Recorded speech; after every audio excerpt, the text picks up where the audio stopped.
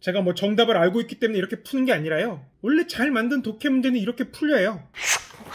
2021년 피셋 언어논리 1에서 9번까지의 단순 독해 문항을 빠르게 해설하겠습니다. 자, 1번 윗글의 내용에 부합하는 것은 화원에 대한 개념 설명이 나오고 질문이 탁 던져집니다. 고된 노역과 적은 녹봉에도 불구하고 이들은 왜 어렸을부터 그림 공부를 하여 도화서에 들어가려고 한 것일까? 아, 그렇다면 글의 핵심 뭐예요? 답변이겠죠. 일도 힘들고 봉급도 적었으나 퇴근 후에는 사적으로 주문을 받아서 경제적으로 풍요롭게 지낼 수 있었으니까. 이게 앤서, 답변입니다. 그리고 출제자는 지문의 이해도를 측정하기 위해서 문제를 내다 보니까 글의 핵심, 답변을 잘 이해했냐? 이걸 정답으로 만들었습니다. 제가 뭐 정답을 알고 있기 때문에 이렇게 푸는 게 아니라요. 원래 잘 만든 독해 문제는 이렇게 풀려요. 왜냐? 출제자는 지문의 이해도를 측정하기 위해서 문제를 출제하니까요. 그래서 핵심이 정답으로 곧잘 나온다. 자, 2번 역시 부합하는 거 찾는 건데 피셋에서 조금 독특하게 나오는 내용일치 유형 중에 하나가 뭐냐면 이호, 예, 병, 형, 공 이렇게 뭔가 타다닥 나열되잖아요. 그럼 이 나열된 것 중에 하나를 끄집어내서 선지하는 경우가 있어요. 그래서 국가조직이 6조로 되어 있고 승정원도 6조에 맞춰서 6방으로 되어 있고 6방에는 담당 승지가 한 명씩 배치되었다. 그리고 이 승지가 왕에게 보고를 한다.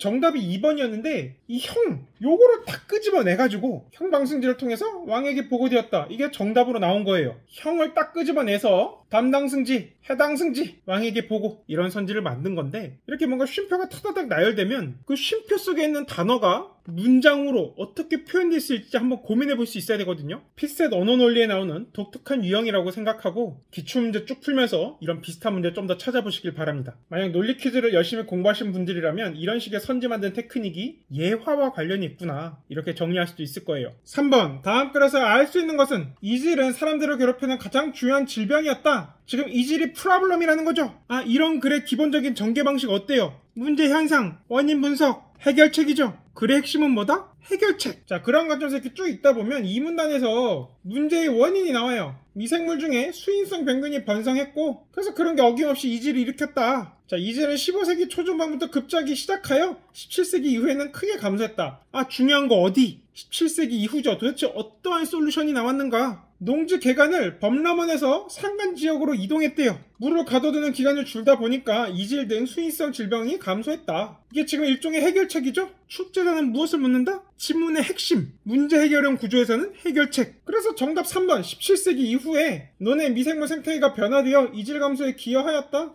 솔루션이구나. 간단하죠? 1번과 마찬가지로 글의 핵심을 출제자가 정답으로 만들었다고 볼 수 있어요. 자, 4번은 분익제와 정액제가 비교 대조되어서 설명되었는데 여러분이 출제자라면 여기서 뭘 묻겠어요? 이 두 개의 차이점을 잘 이해하고 있느냐 그걸 묻겠죠. 그래서 5번과 같은 선지가 필연적으로 나올 수밖에 없고요. 이거 뭐 제가 더 자세히 설명할 필요 없겠죠? 누구나 시간만 주면 하나하나 생각해서 다 쉽게 맞힐 수 있는 문제인데 이런 걸 내가 시험장에서 빠르게 못 푸는 이유는 뭐다? 출제자의 관점에서 생각해보질 못해서 혹은 출제 패턴을 잘 몰라서입니다. 지금 이 강의를 통해서 독해 문제 이런 식으로 접근하면 되겠다. 그런 깨달음을 충분히 줄 수 있길 바랍니다. 자, 5번도 아주 뻔한 유형이죠? 세 가지 서로 다른 패러다임의 변천, 시간적으로 변화했다라는 거죠? 세 가지라 그러니까 첫 번째, 두 번째, 세 번째가 쫙 설명이 됐고 그리고 첫 번째와 두 번째를 하나의 틀로 묶는다, 분류했다 그러죠. 그리고 세 번째는 이렇게 분류가 됐어요. 1, 2는 이렇게 분류가 되었고요. 자, 그럼 여러분이 출제자라면 무엇을 묻겠어요? 이 세 개 잘 분류했냐? 연결이 잘 되어 있냐? 그걸 묻겠죠? 수능에서 수도 없이 나왔던 패턴이에요. 그래서 공공장소를 미화하는 미술 요거 얘기하는 거죠. 여기에 뭐뭐 있었어요? 1번, 2번 있었죠? 그래서 2번을 포함한다. 요 포함이라는 단어도 뭐 지문에 있든 선지에 있든 굉장히 중요한 단어입니다. 수능, 피셋, 리트 가리지 않고요. 굉장히 출제자가 문제화하기 좋아하고 선지에서 장난칠 때도 곧잘 활용하는 단어이기 때문에 하여튼 이런 단어 나오면 굉장히 주목해서 볼 필요가 있어요. 자, 그리고 뭐 나머지 선지들 보면 1, 2, 3을 제대로 연결짓지 못한, 분류하지 못한 그런 단순한 방식의 오답 선지였습니다. 자, 6번도 알 수 있는 건 묻고 있는데 지금 1문단, 2문단이 탁 나왔어요. 그 정답이 1번이었는데 여기까지는 1문단, 뒷부분은 2문단과 관련이 있어요. 이 말은 어느 한 문단만 읽어서는 1번 선지를 정답으로 확정짓지 못한다는 겁니다. 어떤 수험생분들은 이 문제를 보고서 옛날에는 한 문단만 읽고도 정답을 찾을 수가 있었는데 이번엔 그렇지 않아. 뭔가 출제 경향이 바뀐 것 같아요. 어떡하죠? 이런 불안감을 표시하셨는데 원래가 수능이든 피셋이든 리트든 간에 지문을 다 읽고 선지를 푸는 거예요. 만약에 이전 기출문제 중에 뭐 1문단만 읽었는데 정답이 바로 보이는 문제가 있다.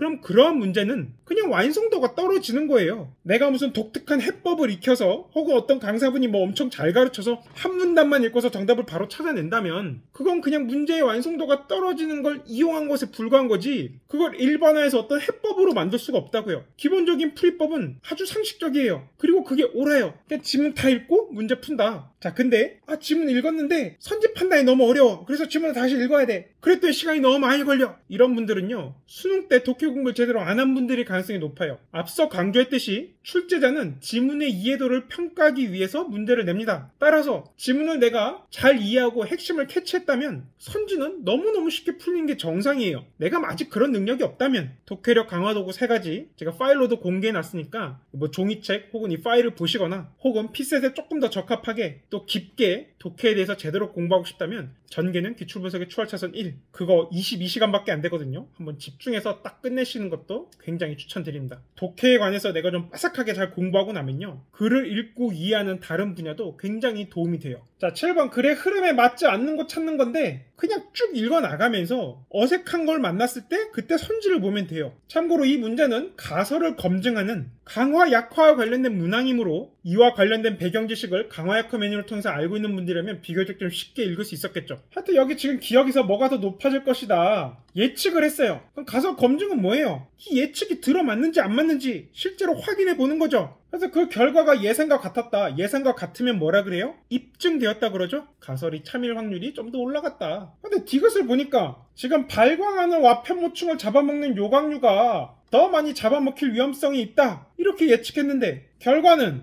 빛을 내는 와편모충이 있는 곳에서 더 적게 먹힌다고 나오죠. 결과가 지금 예상이랑 다르잖아요. 따라서 선지에서 3번을 보니까 그래, 빛을 내는 곳에서 더 많이 먹혔다, 이렇게 바꿔야지 이게 적절하네 해서 정답을 3번으로 찍고 넘어갈 수 있어요. 간단하죠? 풀이 방법 뭐였어요? 별표. 글의 흐름을 쭉 따라 읽는 거였어요. 8번은 지문 내용이 굉장히 유명한 사례예요. 물론 이런 사례 몰랐다 하더라도 표본을 무작위로 선정하느냐 아니면 편향성이 발생하느냐, 이에 대해서는 제가 강화약화 매뉴얼에서도 강조해서 설명한 적이 있죠. 자, 그래서 표본의 편향성이 올바른 판단을 어떻게 저해하는가가 기억에 딱 들어갔고, 니은은 뒤에 그러나 잘못된 표본이라고 나오죠. 그럼 대조되는 게 들어가면 되겠죠. 무작위냐 잘못된 표본이냐, 무작위 이렇게 딱 들어가는 거고요. 재미있고 유명한 사례였고, 또 표본의 편향성에 대한 가설 추론의 핵심적인 개념을 묻고 있는 아주 단순하고 모범적인 문제라고 볼 수 있습니다. 자, 9번은 5번이랑 비슷해요. 지금 침묵의 유형들 하고 나서 1번 묵종적 침묵, 2번 방어적 침묵, 3번 친사회적 침묵, 그걸 뭐 각각의 특징이 이렇게 쭉쭉쭉 나왔잖아요. 이것들을 어긋나게 연결하면 적절하지 않고 제대로 연결하면 적절하고 그뿐입니다. 이런 식의 글이 나왔을 때 선지들은 이렇게 특정하게 나올 수밖에 없어요.